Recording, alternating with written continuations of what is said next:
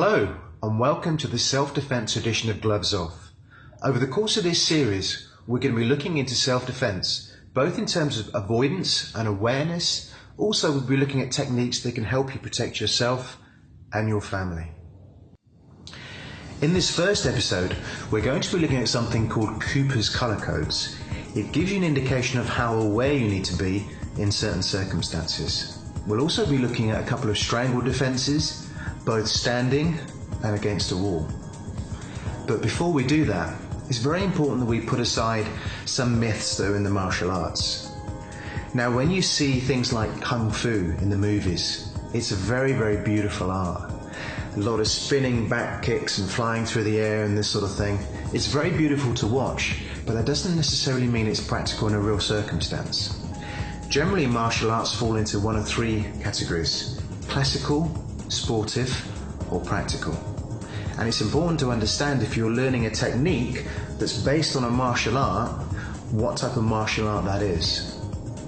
Now, when you look at the classical arts, Kung Fu, Capoeira, those sort of things, they are beautiful to watch and very flowy and very arty.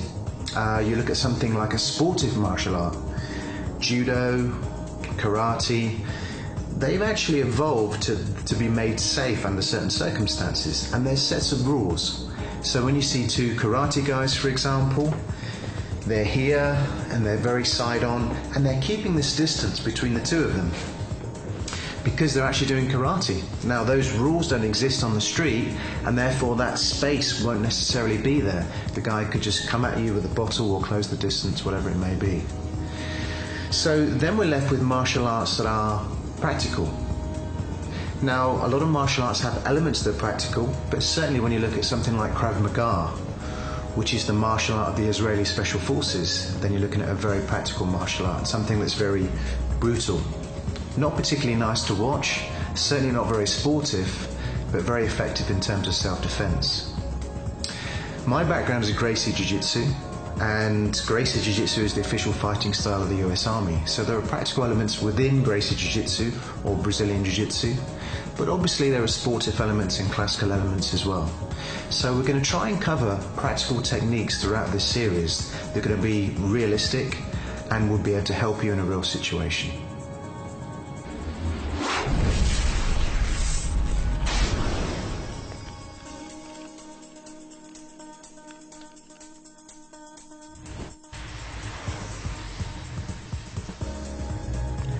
Let's say you're walking down the street. Are you really aware of your surroundings? Are you sending an SMS or chatting on the phone? Are you thinking about a deadline you might have at work? Daydreaming about what you might do on the weekend? Or perhaps planning something with a family? Any of these things means you're not really aware of what's going on around you, and that's a vital factor when it comes to self-defense. In fact, avoidance and awareness is the single most important element of being able to defend yourself. And with that in mind, there's something called Cooper's color codes. So the first one of these is white. That really means that you're not paying any attention. You're just in a world of your own, you're unaware. Then we have yellow. This means you're attentive but relaxed.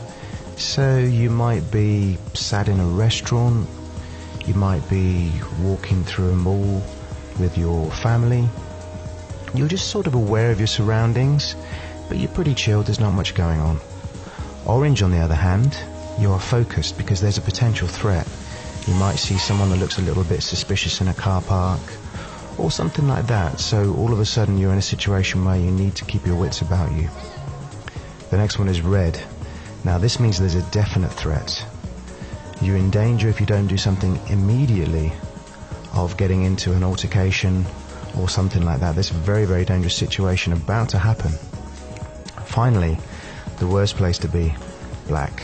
So you're actually in a fight now. You're having to defend your life, perhaps defend your family, boyfriend, girlfriend, whatever it may be. And this is the worst case scenario right here. So this idea of color codes is all well and good, but how can we apply it in our day-to-day environment, and how can we simplify it to make it work for us? Well, it is actually a very simple idea, and it's based around this. It's very difficult for you to go from a completely unaware situation to being in a fight. And this causes panic, it causes people to freeze, and it causes a lot of problems and danger. So we need to find out how we can raise our level of awareness depending on the circumstances. Now obviously you don't want to walk around all of the time in a really heightened state of awareness. That's very tiring, that would make you paranoid and panicky, but we need to know when to escalate this, and that's why these exist. So as an example, I suppose if you're relaxing at home, you might be watching TV or perhaps playing a video game. If your home is secure, and perhaps if you haven't got kids running around, then your awareness might be fairly low. You might be just enjoying the video game or watching TV, perhaps reading a book or something like that. And you can pretty much be in white then, as long as you're in a secure area, that is, obviously. So you can be quite happy there, but if you then walk out down the street, so you're walking down the street, the situation is a little bit more important in terms of how aware you need to be. So from that position, you sort of go into more of a yellow state there. So you just keep an eye around you and try not to get too fixated on any particular task. We'll talk about that later. So you can keep an eye out for suspicious characters and those sort of things, and just have a little bit more awareness around you.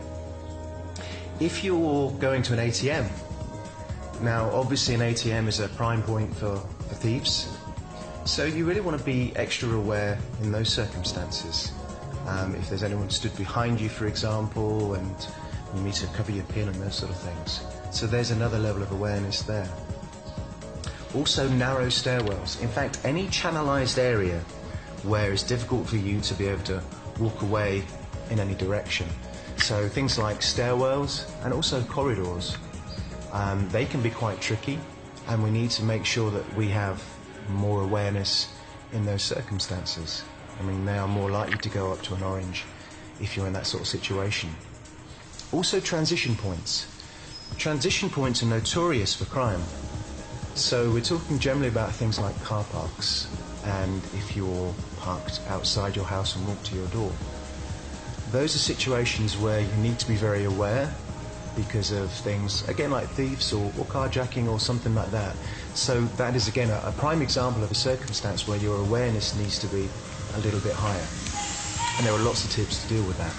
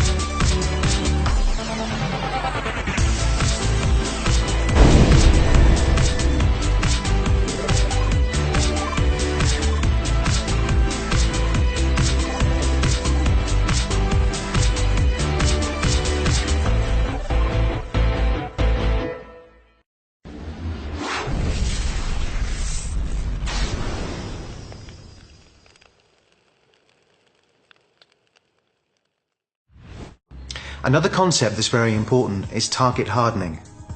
If you're walking down the street, a thief loves an easy prey. They're not going to be looking out for someone that's going to be a hard target. Okay, so with that in mind, be confident, have a purpose in your stride. If you do see a suspicious character, don't shy away from them, just look them in the eye. Okay, so it's a case of being confident but not arrogant and confrontational. So there's nothing wrong with looking up and letting someone see that you've seen them, and then you can carry on. But if you do it with confidence, you're less likely to be a target. Keep your head held high, walk with a purpose. It'll make a huge difference. Again, when it comes to self-defense, before you get to do any physical techniques, there's a very important concept that we need to talk about, and that's distancing. Now, if I'm, say, back here, and Buss is over there, I'm actually outside of range. And this is a pretty good place to be. Why? Because it gives me an opportunity to escape, to run away. So if I'm in this situation, and there's an exit or an available escape in whichever direction, I'm okay to take it. But it doesn't take much of a move forward for me then to be in the next range. And this is kicking distance. From here, I'm in danger of being kicked. Now you'll see this distance used a lot in some of the striking arts. For example, if you get two guys that are doing Taekwondo or Karate, Japanese Jiu-jitsu to a certain degree, they'll be at this sort of distance, and they'll probably maintain that distance a lot of the time. If I come in a little bit closer again, now I'm in punching distance, and there's a danger from here that they could get struck. Now obviously when you look at the striking arts, things like Muay Thai and Western boxing utilize this range a lot. And certainly with Muay Thai you're looking at knees and elbows as well, so that's a fairly dangerous place to be. Also Muay Thai works from the clinch, and that's where Jiu-jitsu really comes into its own, particularly Brazilian Jiu-jitsu, because that's the next range here. So if I come in a little bit closer and I'm here, this is now like a clinch, this is grappling range. And most takedowns happen from that range. When you see guys doing mixed martial arts, for example, the throws and the takedowns will come from that sort of distance. And when you see judo, the guys may be holding lapels, but the judo throws are all from that same sort of distance. So we need to be aware of the distances and understand how to use them. Now certainly one of the most important things when it comes to self-defense is not being knocked out. So if you're protecting your chin, your jaw, your face, there's something we can do to really help minimize the chances of you being knocked out. And that's understanding this range and moving through it quickly. So, as I said before, if I'm here and Buss is over there, I'm going to run away. The Nike technique is the best technique, okay? I just go this way, run as fast as I can. That's great. However, when it comes to anything close to this, there's no way I want to be in this sort of distance unless I'm ready. So really from this position, what you can do is bring your hands up. From here, you can bring your hands up like this. It looks like a gesture where you're saying, it's okay, I'm sorry, you know, I don't want any struggle, I don't want any fight, please, that sort of thing. But really what you're actually doing is protecting yourself. Because from this position, it's very easy either to cover up or to throw a strike. And certainly while you're in this position, a lot of the time you're thinking about protecting yourself and covering up. If you're here and you're very aggressive looking, then the opponent's going to know what's going on. But if you're here and your hands are up, you're in a lot safer position. Now there was a guy in the UK called Jeff Thompson, and he put together something called the fence. And he was a very experienced bouncer, and he used this a lot and actually wrote a book about it, which is very good. From here, your hands are up, you're creating this fence between the two of you, and it's an indicator of how aggressive the other person is. But from this position, certainly it's very, very easy for you to cover up, tuck your chin in, and do what you ever need to do from there.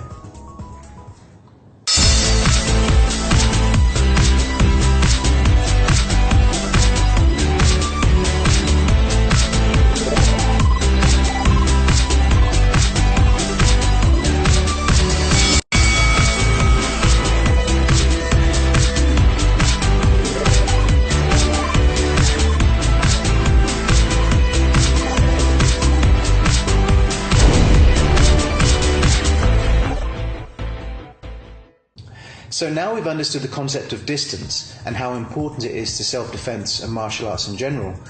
We're going to look at a scenario where you might have been thrown down to the ground. Before we do that, let's look at base. Now, if I'm standing here and my feet are fairly close together and I'm slouching forward a little bit, I haven't got good base. What that means is I haven't got good balance.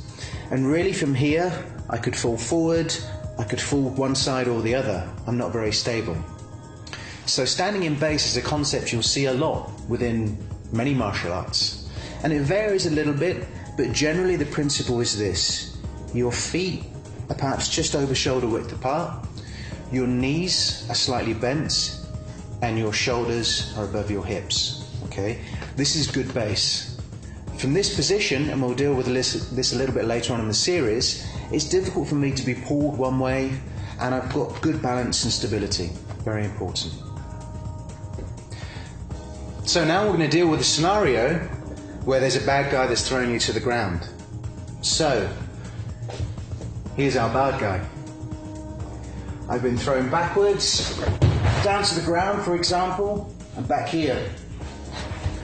The question is, how am I going to stand up? Are there safe ways to stand up and unsafe ways to stand up? Absolutely. Let's have a look at the bad ones first. If I'm here, I start to stand up this way, I could get kicked in the head. Okay, so I fall back. Let's say I start to stand up this way. Now I can't see the bad guy, he's behind me. So what do I need to do?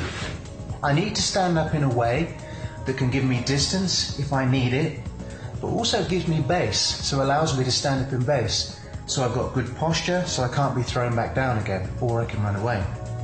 How do we do that? Well, there are a couple of different variations, but basically it looks like this.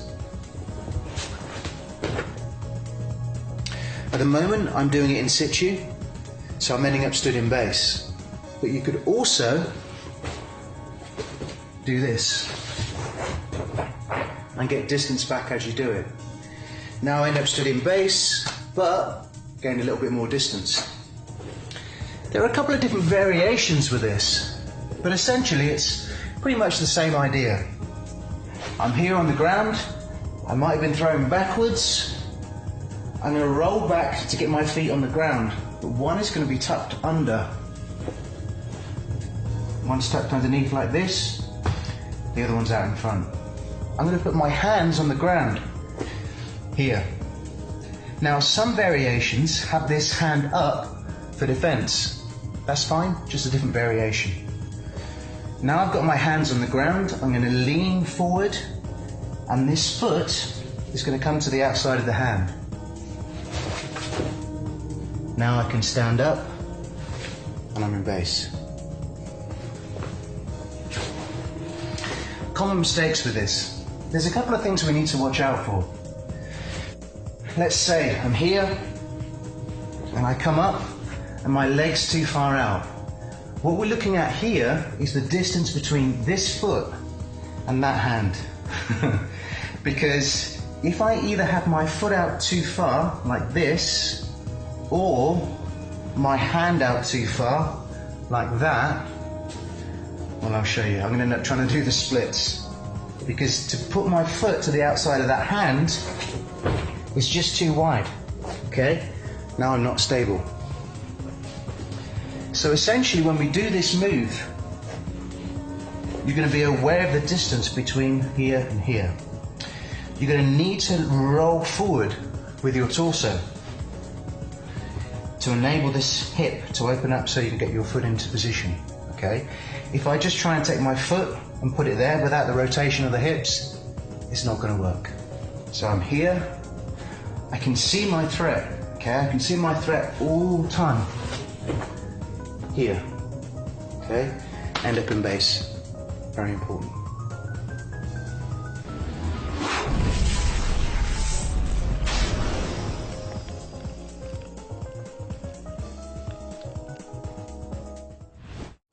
Let's talk about chokes. Now, if someone is trying to strangle you, choke you, especially standing, it'd be kind of good if we could understand the mechanics of the choke so we can see how to defend it. First off, if someone's got their hands around your neck, there's two areas of vulnerability we need to be aware of. One is the carotid arteries here on either side of the neck. If both of those are blocked, about 8 to 10 seconds and you go unconscious, you're asleep. So obviously that's a danger there, but there's probably not a lot of pain in that. If someone has their fingers or thumbs over your windpipe here, then that will cause more pain, it will make you gag, and either situation is obviously pretty bad. We need to defend our neck at all costs. So, if someone's got their hands around your throat like this, where is the weakness in that grip? Well, there's a weakness at the back here. A lot of the time the fingers won't actually be able to meet around the back, and there's going to be a little bit of a gap here, and we can exploit that weakness when we defend a choke standing. Okay, so as we just said, the weakness in this grip around your neck is over the back of the neck here. So if we can see just the fingers, it's difficult to get any strength around here, and sometimes the fingers don't meet. So how do we escape this sort of choke? It's quite simple, really. When I was doing Japanese Jiu-jitsu a number of years ago, I learned some wacky, crazy techniques, and I remember one that sort of went over the top like this, and there was something going on here, and it was, it was very cool and very smooth and flowy, but it's not that complicated, All we need to do from this position is this. Okay, there's the weakness in the grip. We can take advantage of that. So all we're doing, I'm standing neutral at the moment.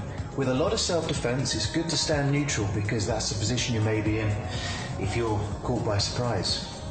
So I'm here. My head is going to go down underneath and round. At the same time, I'm going to step back on this foot. So from here to there. And now I can either face the threat or I can run away. Okay, let's see it from this angle. I'm here. My attacker's got his hands around my throat. Okay, I'm taking one step back. My head's ducking down and then looping back up again. Simple as that.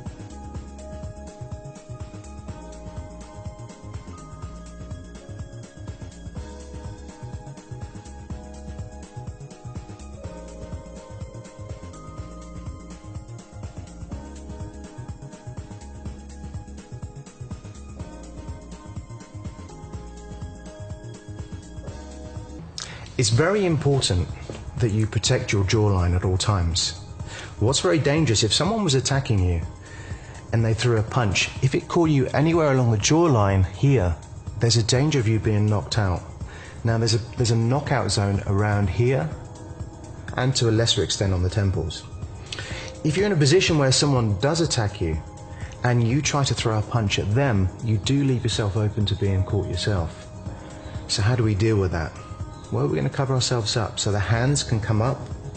You can touch the chin to the chest and look through the top here, okay, and bring your elbows nice and close and your palms over the top of the head. This gives you a nice strong frame here, and you're protecting yourself as well. The nose is also important. If someone managed to catch you in the nose with a punch, your eyes would fill with water for 20 seconds and the fight could be over then and there. So I guess what I'm trying to say is, anytime you're in a self-defense scenario, be aware of the distances, but make sure first of all that you're covered up. If you can't cover up, then you're not going to be able to do any techniques anyway. So that's really your plan A.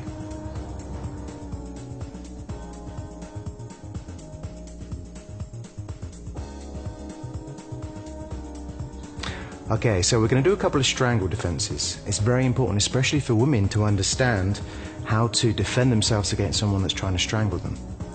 In this case, it's going to be against a wall. So someone's grabbing you around the neck here and they strangle you in this position. First thing we're going to do is bring our arms up. This is very natural, bring your arms up to defend here. Okay, this is important just in case there's a headbutt or something like that coming. As you slide your arms up, you're going to reach and you're going to spread your fingers over the top. Okay, you will find a fingertip. It may change from one time to the next, but you will find a fingertip here somewhere. When you find one, you turn your hand around and grab it. Your other arm is going to come through underneath and you're going to pin the wrist. And from here, this elbow, which is tucked in, goes down towards the ground. Okay. The bad guy has one of two choices. They can either end up with a possibly broken finger, or they can go down to the ground, okay, in which case you're going to get up and run away. So, one more time. You're here, there's a strangle. Your hands come up. You find a fingertip. Always going to find a fingertip here. You grab the finger. Your arm is going to come in nice and close here. And then you're going to go down to the ground. One thing that's really important from here is as you come up, don't forget to turn your hand around when you grab a finger, okay?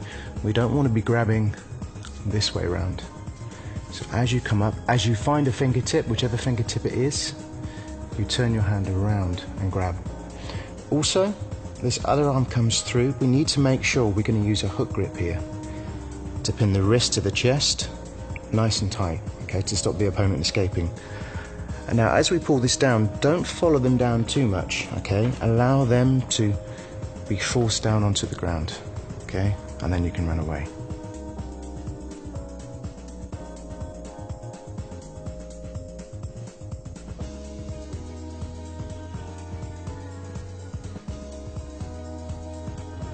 Okay, so the second strangle is going to be a single-handed strangle. Again, it's against a wall, it's against a surface like this, but this time it's one person that's grabbing you by the throat. Okay, so we're here. You're being pushed back. First thing we're going to do, again, is bring your arms up. From this position, it's important your arms come up to defend. You may be getting a headbutt or something like that coming through here. And now what we're going to do is we're going to use our arm here and our torso. We're going to rotate the whole torso and we're going to drive against that arm, okay? Because someone is pushing in towards you, naturally, when we break this, they're going to fall forward, and all you then do is recoil. Put your hips behind it, and then you can get a strike, okay? One more time. I'm here, being pushed against the wall, the arms come up. A couple of details here. My arm needs to be parallel to the ground here, okay? I don't want to be out here or somewhere like that. I also want to be driving against sort of close to the wrist here. If I go too close to the elbow, as you do this, the arm's just going to bend. And I'm not really achieving very much. So I need to make sure I strike nice and close to the wrist. I come up, here, rotate through. Now what's really important from here is I'm not doing this. Okay, this is about the hips, all about the hips. When you look at boxing and that sort of thing, the hips are very important. So here, the hips rotate, you strike. As the person falls back towards you, again, you're going to rotate. It's the hips, not the arm that's doing this. The whole body rotates back through, and there's the strike to the temple. And then you run that way, as quick as you can.